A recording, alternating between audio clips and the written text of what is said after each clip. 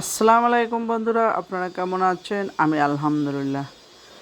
এখানে বাগেরহাটের ঐতিহ্যবাহী সেমাই পিঠা বানানোর জন্য কুটনি দিয়ে চাল কোটা হচ্ছে। এই যে আতপ চাল কোটা হচ্ছে। তো আতপ চালটা এখন কোটাকুটি শেষ হয়ে গেছে, সিদ্ধ করে নিল। এই যে আমার ভাইয়ের বউ সিদ্ধ করে এখন সেমাই পিঠা বানাচ্ছে। এই মেশিনটা আমার বাবা অনেক আগে কিনেছে, তখন আমরা 9-10-এ পড়ি। এরকমই হয়তো বা 10-এ পড়ি, পুরাটাই মনে নেই, এক্স্যাক্টলি টাইমটা মনে নেই। তো সেই মেশিনটা এখনও ভালো আছে, ওরা এখন খায়। আমি তো বাড়িতে তেমন যেতে পারি না, 6 বছর পরে বাড়িতে গেলাম। তো আমাকে জিজ্ঞেস করলো যখন কি পিঠা খাবেন, আমার এই পিঠাটাই খেতে ইচ্ছা করছে। বললাম, সাথে সাথে ওরা এই পিঠাটাই বানানো শুরু করে দিচ্ছে। পিঠাটা বানাতে কিন্তু আসলে অনেক কষ্ট আছে। প্রথমে আমার ভাইয়ের বউ দিল খামিটা সিদ্ধ করে এই ভিতরে মুঠি মুঠি করে, এরপর আমি দিচ্ছি। হাত ব্যথা হয়ে যায়, আমি একবারই দিয়েছি। আর এই বোনের ছোট ছেলেটা ও শুধু ঘোরাচ্ছে, ও আসলে মজায় ঘোরাচ্ছে, আনন্দে ঘোরাচ্ছে, ওর ঘোরাতে ভালো লাগে। তাই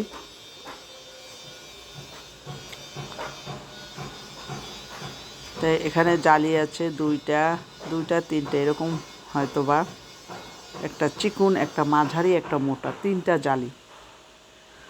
তাই মাঝারি জালি দিয়ে বানানো হচ্ছে।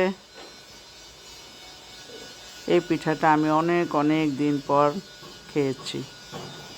পিঠাটা খেতে আসলে খুবই মজা লাগে।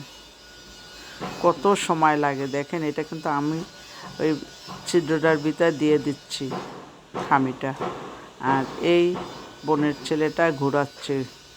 ওর হাতও ব্যথা হয় না, পুরো পিঠাটা ওই বানিয়েছে ঘুরিয়ে ঘুরিয়ে। এবার আমার ভাইয়ের বউ দিচ্ছে। আমার হাত ব্যথা হয়ে গেছে, বলি তুমি বসো। ও বসে এখন দিচ্ছে। কতগুলো পিঠা হয়েছে, এই জালিটা ভর্তি হয়ে যাবে, তখন নিয়ে ভাপে দিতে হবে। পিঠাগুলো কিভাবে পড়ে দেখেন, সেমাই পিঠাগুলো। এটা বাগেরহাটের মানুষ সব সময় খেয়ে থাকে বৃষ্টির দিনে, শীতের দিনে।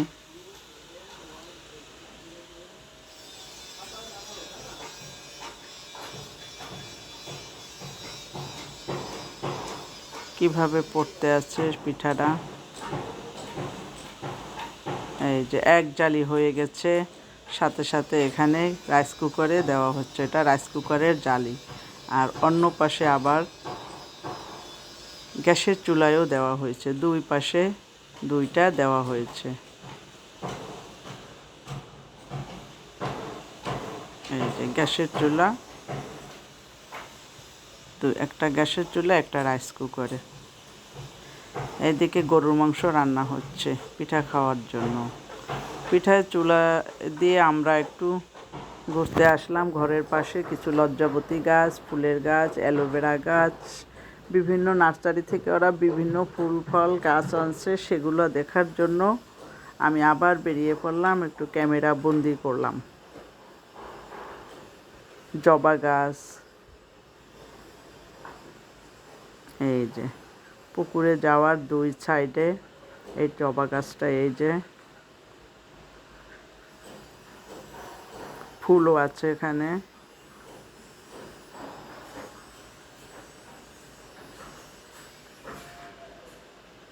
এই যে ফুলের গাছগুলা পাশে, এটা ঝাউ গাছ, জামরুল গাছও আছে, এইটাও ঝাউ গাছ। এটা হাসনা হেনা।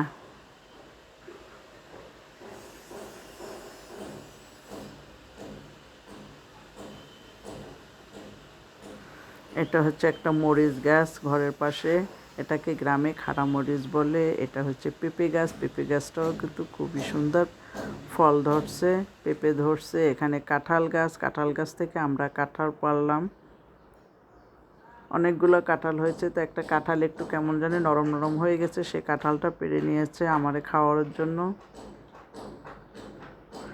এটা হচ্ছে আঙ্গুর গাছ,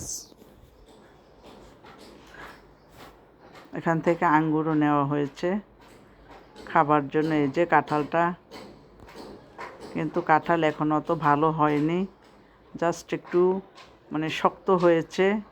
কাঁঠালের কালারটা কত সুন্দর, বটি দিয়ে কাটা হয়েছে, খাওয়া গেছে, খেতে খুবই মজা লাগে। কিন্তু এই কাঁঠালটা যখন একদম পেকে যাবে, আর 10-15 দিন গেলে কাঁঠালটা ঠিক হয়ে যাবে, খাবার উপযোগী হবে। এই যে আঙ্গুর, কাঁচা আঙ্গুর টক লাগে, আমি কখনো কাঁচা আঙ্গুর খাইনি, এবার খেয়েছি, খুবই টক লাগে কাঁচা আঙ্গুর। কিন্তু যখন এটা একদম পরিপক্ক হবে তখন তো ভালো লাগবে খেতে। এই আমগুলো কেনা আম, আমরা সবাই মিলে এগুলো খাওয়া দাওয়া করছিলাম। এই যে এদিকে হয়ে গেছে আমাদের সেই সেমাই পিঠা ভাপানো।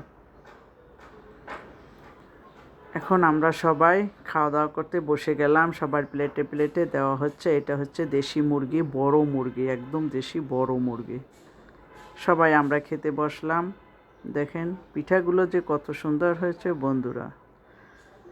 আপনারা সবাই লাইক করবেন, কমেন্ট করবেন, সাবস্ক্রাইব করবেন, বেল বাটনটা অন করে রাখবেন যাতে আমার ভিডিওগুলো দেখতে পান। খুদা হাফেজ।